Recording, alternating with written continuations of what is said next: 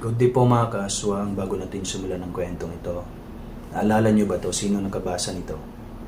Ito. Post nyo na lang kung gusto nyo mabasa. Basta sa kwento na to, may pen comment ako tapos nag-reply siya na basta kakaiba yung mensahe niya. Tapos yun, nag-usap kami sa Facebook.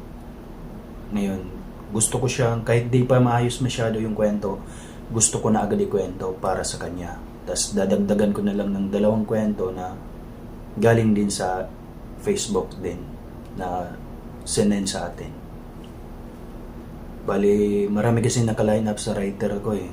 Hindi niya masyado pa tong magawa eh. Kaya ginawan ko na lang ng paraan para ma-record natin. Tsaka mapagbigyan natin siya kung totoo man na malapit na siyang mamaalam sa mundo. Yun lang po at maraming salamat. Inaantok na ako, matulog na ako.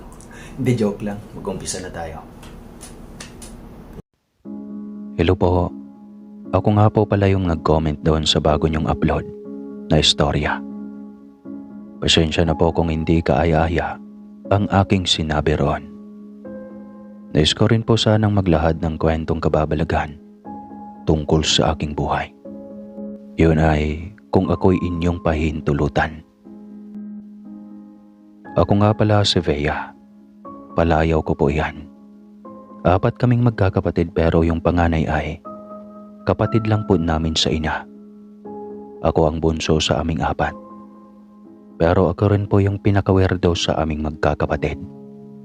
Ako kasi yung halos walang maalala sa lahat ng nakaraan ko.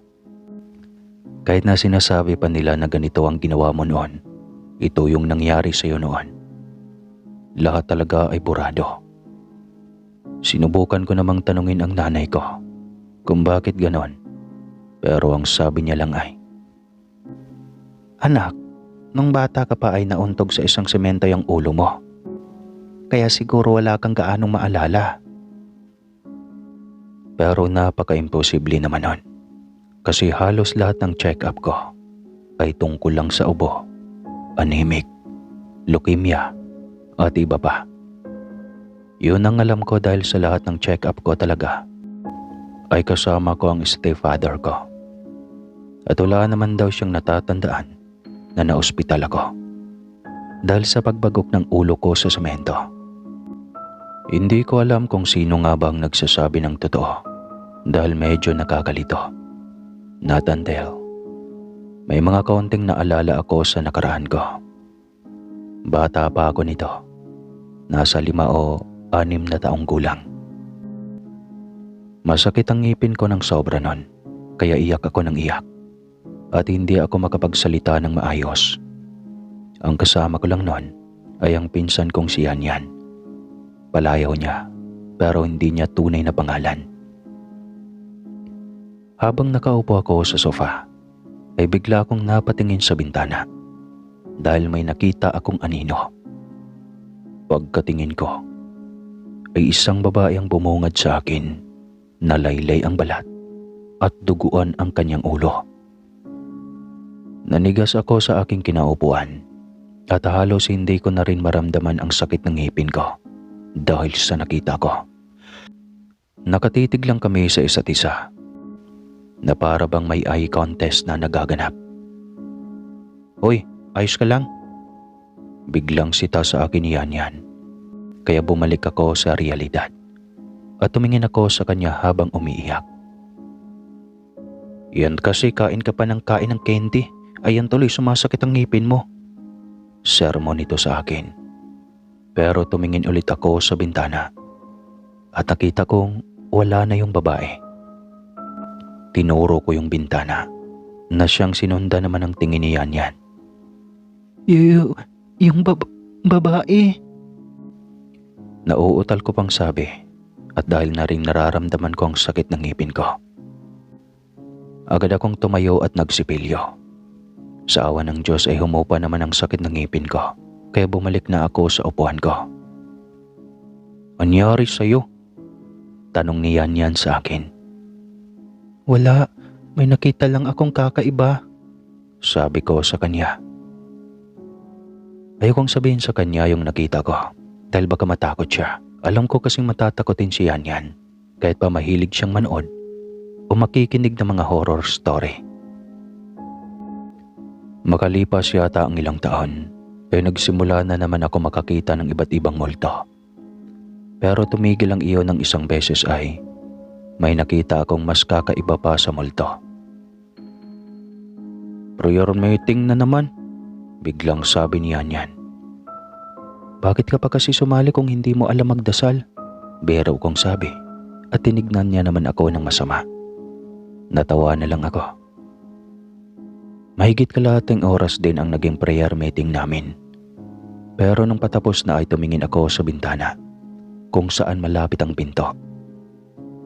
Natigilan ako kasi may nakita akong isang nilalang na kung ipapaliwanag ko ay parang sa demonyo. Nakatingin lang ako doon dahil halos wala akong mararamdaman na takot ni katiting. Kung hindi pa ako sinita ng ate ko, ay baka habang buhay na akong nakatingin doon. "Sa wakas merienda time na," sabi ni Yan at agad na nilantakan ng tinapay na nasa lamesa. Ako naman ay na-curious kung ano yung nakita ko. Kaya tumingin ulit ako sa bintana. Pero wala na akong nakita pa.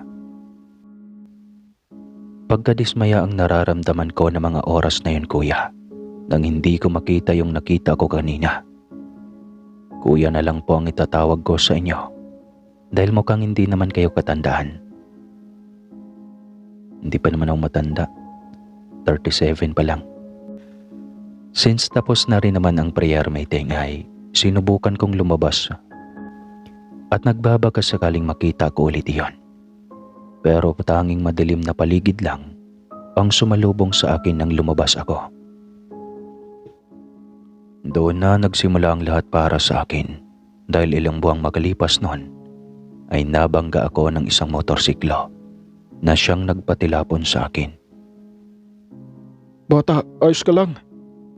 Tanong nung lalaking nakabangga sa akin. Ang nakakapagtaka ay halos wala akong galos ni isa man. Malakas ang pagkakabunggo sa akin pero wala man lang akong galos ni isa talaga. "Ayos lang po ako, kuya," sabi ko at ngumiti pa. Tumayo na ako dahil nga natilapon ako at napahiga sa kalsada. Mabuti na lang at wala pang ibang dumadaan na sasakyan o tao nung mangyari iyon. "Sigurado ka ba, iha? Baka naman may masakit sa iyo. Tara, dadalhin kita sa ospital." Sabi niya sa nag-aalalang boses. Pero umiiling lamang ako. Hanggang ngayon po, kuya, palaisipan sa akin kung bakit wala akong galos sa bandang iyon. Hanggang sa tuluyan ko nang nalaman kung ano ang ibig sabihin nun. Dito na po ang logic. Makinig kang mabuti, mga kaswang. Ang pagkakaalala ko ay 14 ang petsa kung kailan ako nabunggo. Pero hindi ko alam kung anong eksaktong buwan iyon. Alam kong walang nakakatakot sa kwento ko. Pero mukhang ang lahat ng naalala ko ay pahiwatig na iyon na may susundo sa akin pagdating ng kamatayan ko. Sapat na siguro ang 14 na taong na pananatili ko sa mundong ito. Kung sakali mang maabutan ko pa ito, ay lubos ko iyong ipagpapasalamat, kuya. Oras na rin para iwan ko ang mundo na may alaala ako. Maraming salamat po. Parang nakakabitin naman. Pero pinagbigyan ko talaga siya kasi di ko alam.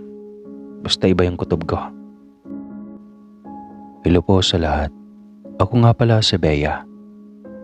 Gusto ko lang pong i-share yung naranasan ko. Nang 13 gulang pa lamang ako.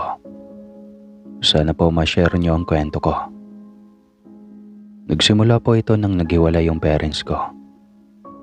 5 po kaming magkapatid noon. Ngayon kasi ay 8 na kami. Dati po, wala po akong alam sa mga aswang-aswang na yan. Doon ko na lamang po nalaman nung naglabandera yung mama ko. Lagi kaming naiwan sa bahay namin. Nakatira po pala kami sa Sogod, Southern Leyte. Tabing ilog po kami. Isang gabi, isinama ako ni Mama maglaba sa ilog. Nais niyang matapos ang gawain na yon kahit abutin pa kami ng madaling araw.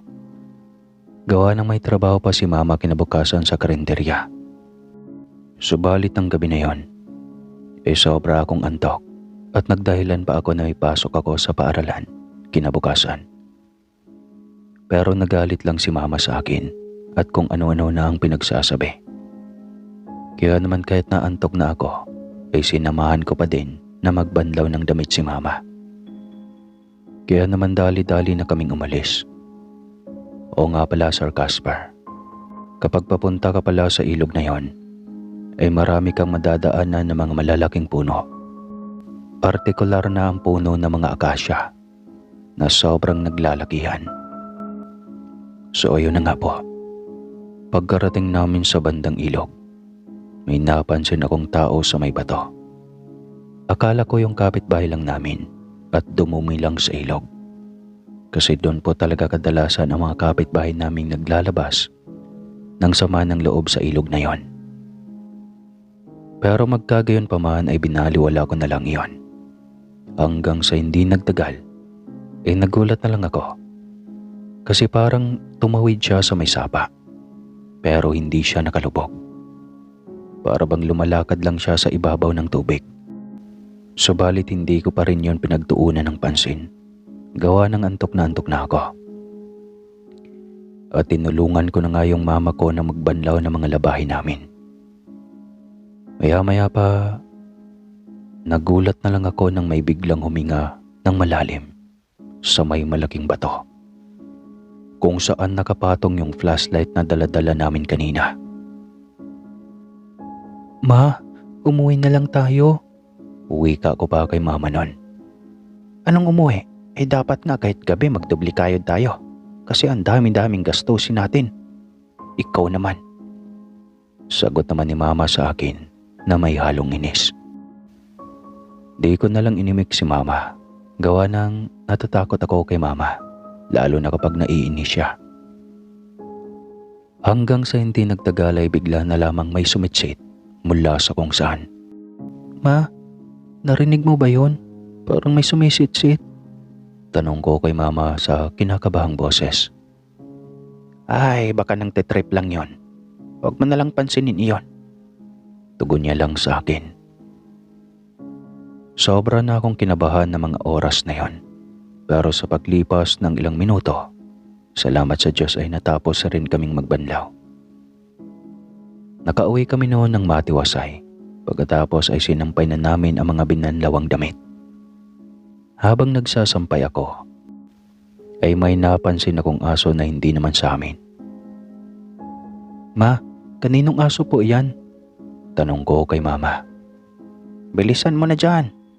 Ang dami mo pang guda, ang bagal-bagal mo pa. Bulyaw lang naman sa akin ni Mama. Halos maiyak na ako noon dahil sa halong emosyong nararamdaman ko. Naiinis na ako at inaantok.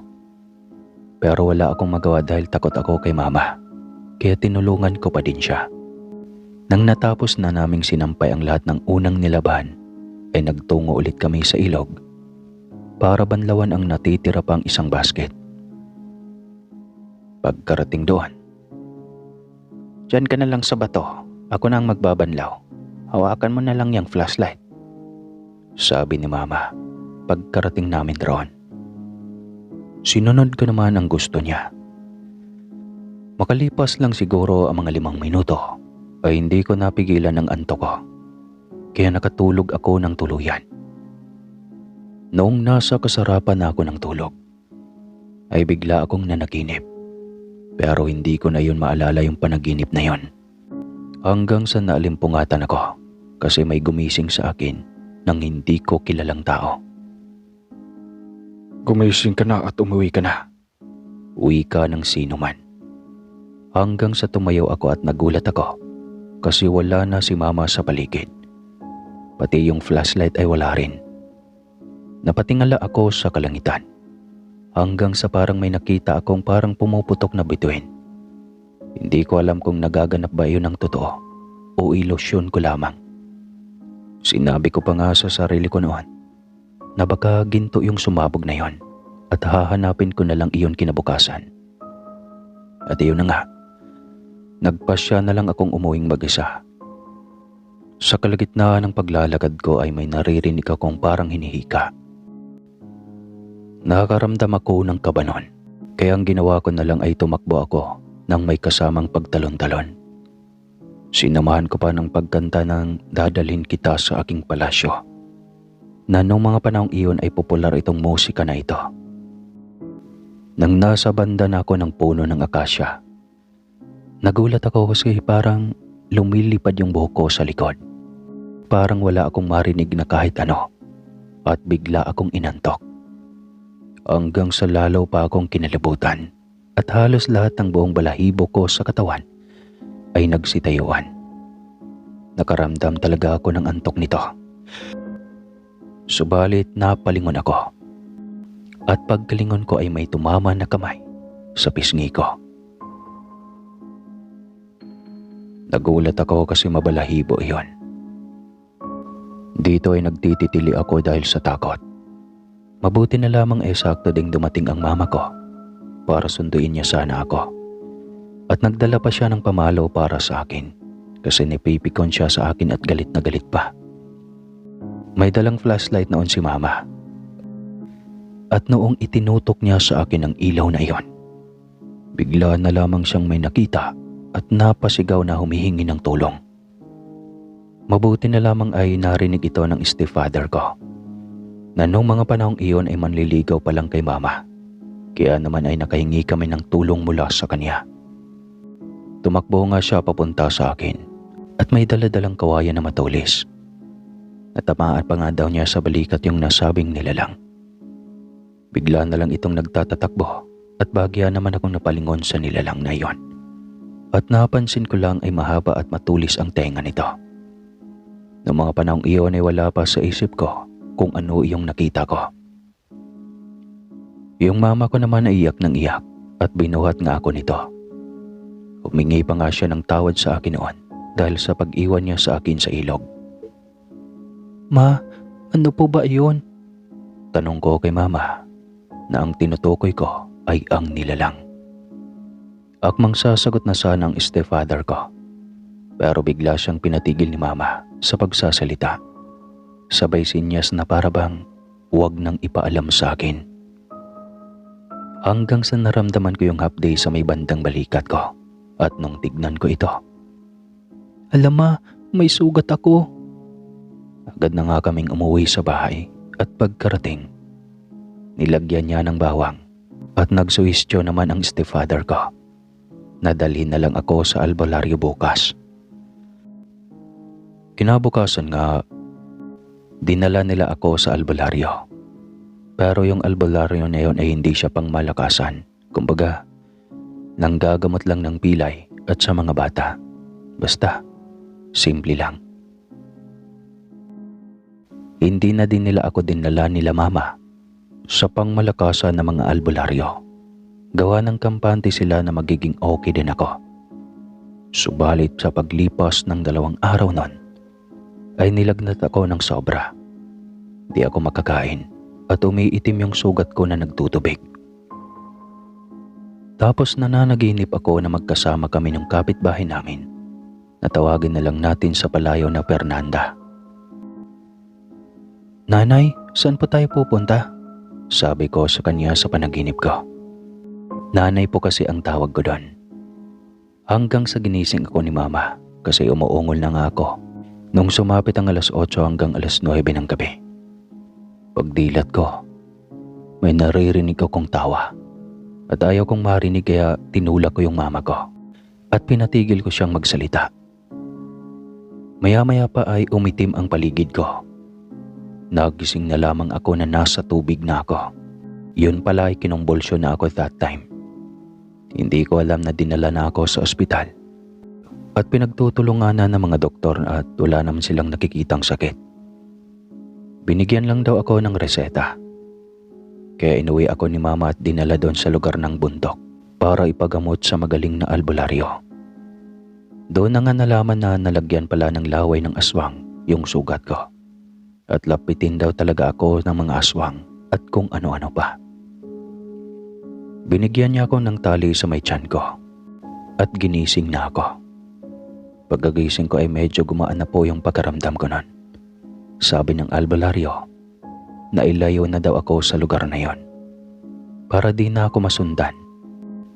Kaya kinabukasan noon ay lumipat kami sa Merida, Leyte at nandito na po ako nakatira ngayon. Sa awa naman po ng nasa itaas, di na po ako ginagambala ng kung ano.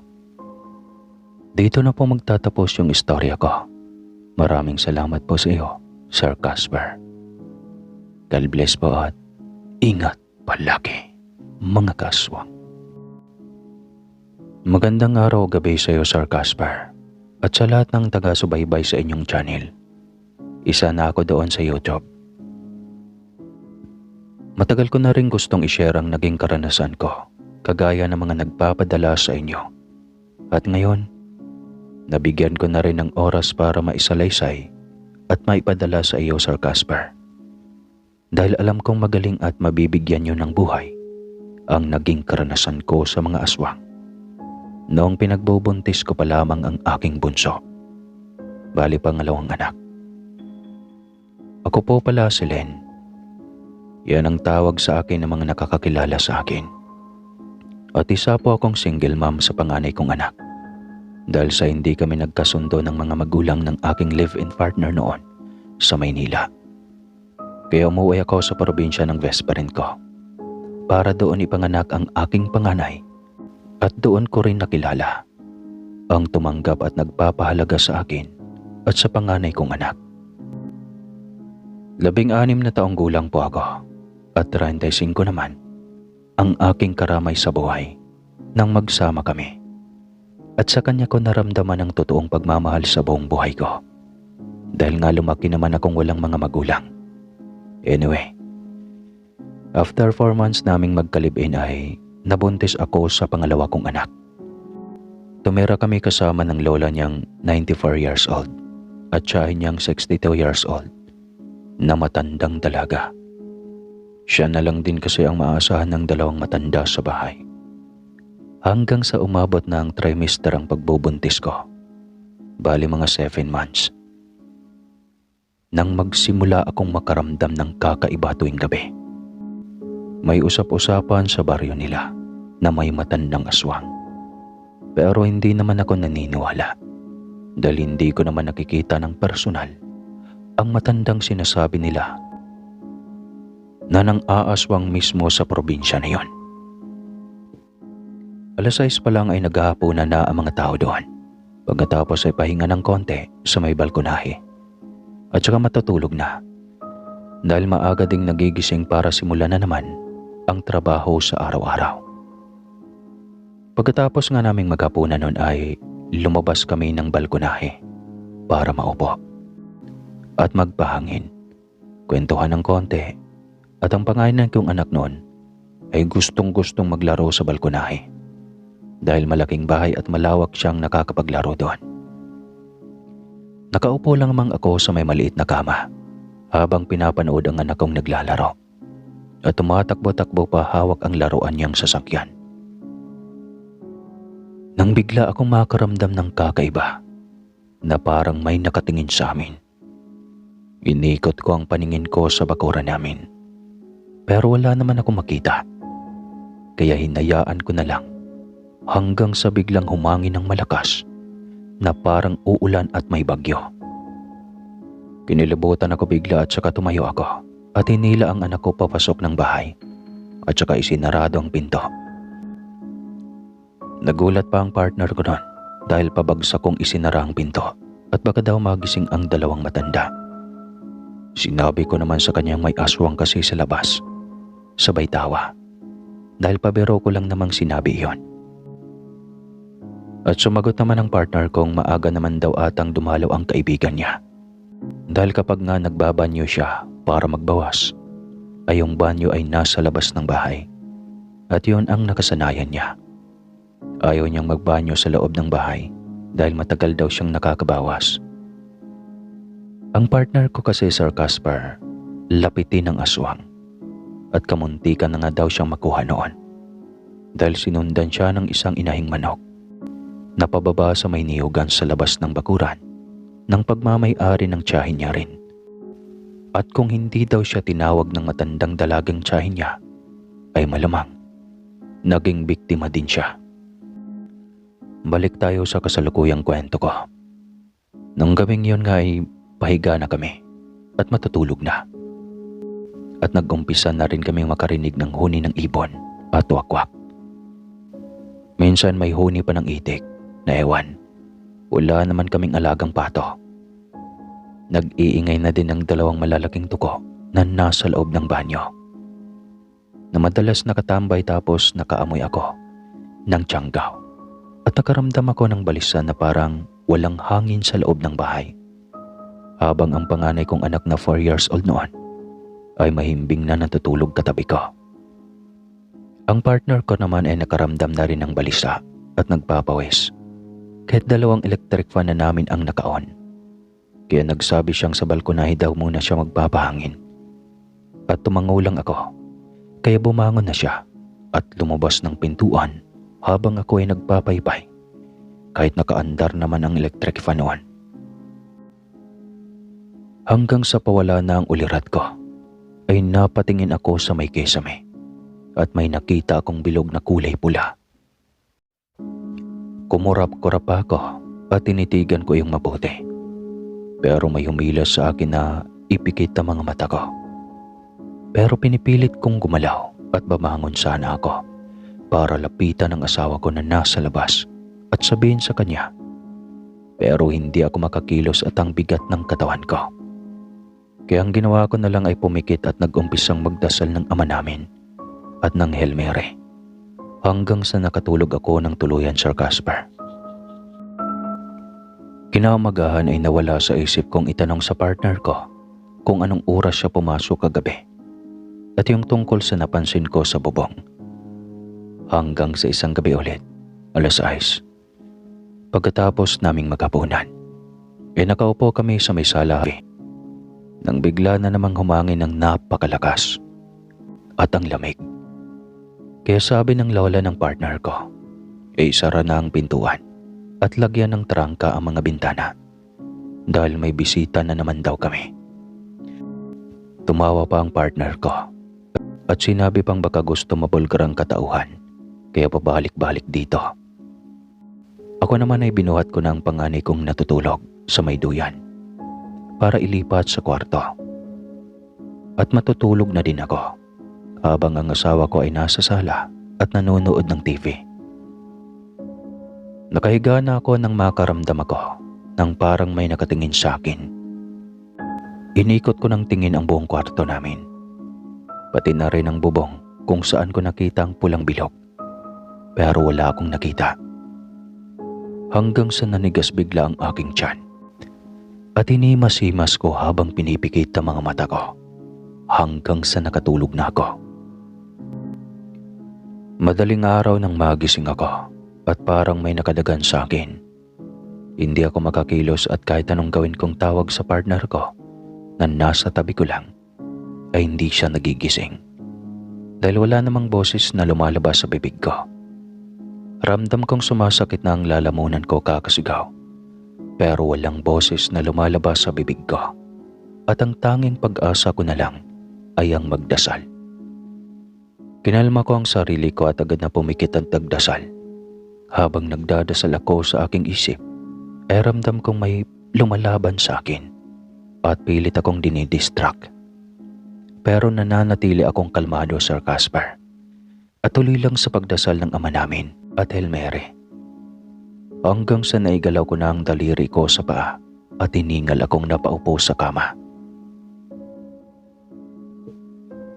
Nung nilingan ko ang partner ko, ay mahimbing siyang natutulog. Pero ilang minuto ang nakalipas ay biglang sumigaw ng napakalakas ang partner ko habang tulog pa ito.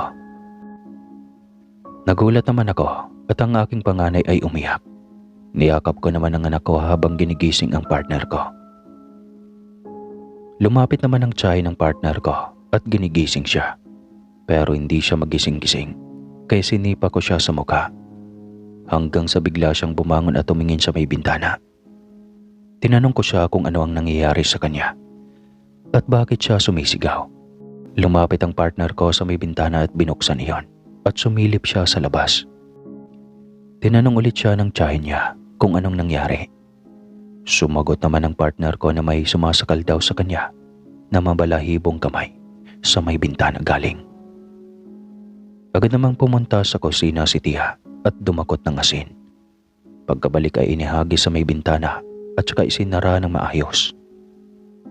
Ilang minuto pa kaming nakaupo lang at nagmamatsyag. Sasabihin ko na sana ang nangyari sa akin ng gabing iyon, Sir Casper. Pero para bang may pumipigil sa dila ko. Kaya sinisip ko, bukas ko na lang sasabihin sa biyanan ko. Kinabukasan, habang nagkakape silang matatanda sa may balkonahe at pinag-uusapan ang nangyari kagabi, ay nagsabi ang biyanan kong babae na mangunguha daw sila ng manunggan o yung makabuhay at ilalagay daw sa labas ng mga bintana. At ganon nga ginawa ang partner ko nang kinahaponan pag-uwi galing sa farm niyang niyugan at raberan. Kinagibihan, normal naman ang tulog namin. Pero bandang 12:00 ay bigla na lamang kaming nagising dahil iyak ng iyak ang anak kong panganay. Kahit anong gawin naming pagpapatahan ay iyak pa rin ang iyak. Kaya tinawag na ng partner ko sa biyanang babae para magpatulong. Nung nasa bahay na sa biyanan ay agad niyang binuhat ang anak ko at kinausap kung anong masakit. Pero mas lalong napaiyak pa ang bata, samantalang ako ay naiiyak na rin sa taranta kung ano ang nangyayari. At lalo pa 7 months akong buntis, kaya nakaka-stress talaga. Kinuha ng biyanan ko ang panghaplas para sa bata at nilagyan sa tiyan. Baka daw hindi lang natunawan, pero ganun pa rin. Agad namang nagsuhestyon ang lola ng partner ko. Naikutan daw ang buong bahay at maghagis ng asin dahil parang may kakaiba daw sa labas. Agad namang sumunod ang partner ko at iniikot niya ang labas ng bahay sabay hagis ng asin. At maya-maya nga ay may narinig kaming huni ng wakwak na parang namamaos na boses sa labas ng bintana. Maya-maya pa ay palakas ng palakas ang ingay hanggang sa nawala at tumahan din ang anak ko. At nakatulog ulit ito. Sabi ng biyanan ko, bukas daw bago matulog ay maghagis daw ang partner ko ng asin sa bubong at sa kalagyan ng labas ng mga bintana. Dahil nga malapit na akong mga anak, kaya inaraw-araw kaming binibisita. Kinagabihan ulit noon, 6:00 ulit ng hapon, nasa balkonahe kami para magpahangin at patunaw dahil kakatapos lang din namin maghapunan. Habang ako at ang anak ko na lang ang nasa balkonahe, nang bigla na lang akong nakaramdam na parang may nakatingin na naman sa akin. Bigla ding nanigas ang tiyan ko at biglang humangin ng napakalakas. Biglang nanayo ang mga balahibo ko sa batok, kaya bigla kong binuhat ang anak ko at nang mamadali kaming pumasok ng bahay. Nagulat naman ang partner ko at ang matatandang kasama namin sa bahay dahil bakit parang takot na takot ako. "May aswang sa labas, nanay," sabi ko sa lola niya na 94 years old. Nakaupo ito sa sofa at nanonood ng TV. Tumayo naman ang partner ko at lumabas. Narinig naming nagsasalita ang partner ko sa labas na may pinapagalitan. Sinasabing wag daw kami pag-interesan dahil kilala daw niya kung sino man ang nang-iistorbo sa amin tuwing gabi. Maya-maya pa ay pumasok siya at isinara ang pinto. Nilak ito pati mga bintana. Inayos niyang maigi ang paggalak. At sa awa naman ng Diyos ay simula ng gabing iyon, nung pagsabihan ng partner ko, ay hindi na kami nakakaramdam ng kakaiba tuwing gabi. Makalipas ang 8 buwan ng pagbubuntis ko, ay nabalitaan naming namatay daw ang matandang bantog na aswang sa baryo ng partner ko. At ang chismis naman ng mga kapitbahay ay ang apo daw ang nagbana ng pagiging aswang ng lola niya, kapalit ang malawak na lupain sa may sentro ng baryo mismo. Naipanganak ko naman ng maayos ang pangalawa kong anak, Sir Casper. Pero nananatili kami ng 1 linggo sa ospital dahil naninilaw ang balat ng anak ko. Pagka-uwi namin ay pinagawan kaagad ng habak ng biyanan ko, kaming lahat sa kakilala niyang albularyo. Dahil ang sabi ng biyanan ko ay babalik at babalik daw ang masasamang nilalang, lalo at nanganak na daw ako. Simula noon, nakakarinig kami ng mga kakaibang huni ng hayop tuwing gabi. Pero hindi naman kami inaabala. Hindi kagaya noong nagbubuntis pa lang ako. Siguro dahil sa may nilagay na proteksyon sa bawat sulok ng bahay, ang albularyo. Sa ngayon, nandito na po ako sa bansang Kuwait, nagtatrabaho. Masaya na sa buhay at palaging nakikinig sa inyong YouTube channel, Sir Casper, bilang libangan sa maghapong trabaho. Maraming salamat po at sana'y mapansin nyo ang munting naging karanasan ko. May naging personal din akong karanasan sa mga engkanto. Noong kabataan ko pa, pero medyo confidential ang istorya. Pero baka sipagin ulit ako mag-type at gusto ko din i-share sa inyong channel. Hanggang dito na lang po ang kwentong ito. God bless po sa inyo, Sir Casper, at good health. Salamat din, Ma'am Lynn, sa tiwala. Narito ang isang maikling kwento tungkol sa malungkot na buhay. Sa isang maliit na bayan, may isang batang babae na nagngangalang Lisa. Lumaki siya sa isang simpleng bahay kasama ang kanyang lola. Sa kabila ng kanilang hirap sa buhay, palaging nagpapakita si Lisa ng ngiti sa kanyang mga labi. Pero sa likod ng kanyang ngiti, lihim na nagtatago ang kanyang lungkot. Wala nang mga magulang si Lisa na nag-aalaga sa kanya at ang kanyang lola ay may edad na at may sakit rin. Ang kanilang mga araw ay puno ng pag-aalala kung paano sila makakakuha ng sapat na pagkain at gamot. Paminsan-minsan, nagtatrabaho si Lisa sa mga kalapit na bukirin upang kumita ng kaunti. Ngunit ito ay hindi sapat para sa kanilang mga pangangailangan. Isang araw, habang si Lisa ay naglalakad pa uwi mula sa trabaho, natagpuan niya ang isang maliit na kutitap na may sugat sa kanyang bakbak. Sa kabila ng kanyang sariling mga problema, naglaan siya ng oras upang alagaan ito. Nilagyan niya ito ng gamot at dinala sa kanyang bahay. Ang mga simpleng pagkilos na ito ay nagbigay sa kanya ng pagkaramdam ng saya na matagal na niyang hindi nararamdaman. Habang lumilipas ang mga linggo, unti-unting gumaling ang kutitap at nagbigay ito ng kagalakan kay Lisa. Natutunan niyang sa kabila ng lahat ng pagsubok at kalungkutan, may mga simpleng bagay na nagbibigay ng pag-asa at saya. Nalaman niyang ang pagmamalasakit sa iba ay maaaring magbigay ng bagong kahulugan sa kanyang buhay. Sa kabila ng kanilang malupit na kalagayan, natutunan ni Lisa na ang tunay na kaligayahan ay matatagpuan hindi sa material na bagay, kundi sa pagmamalasakit at pagmamahal sa kapwa. Sana'y nagustuhan mo ang kwento na ito. Ang layunin nito ay ipakita na kahit sa mga pinakamalungkot na sandali, may mga pagkakataan pa rin makahanap ng saya sa mga simpleng bagay. Don't forget to subscribe, follow, like, and share.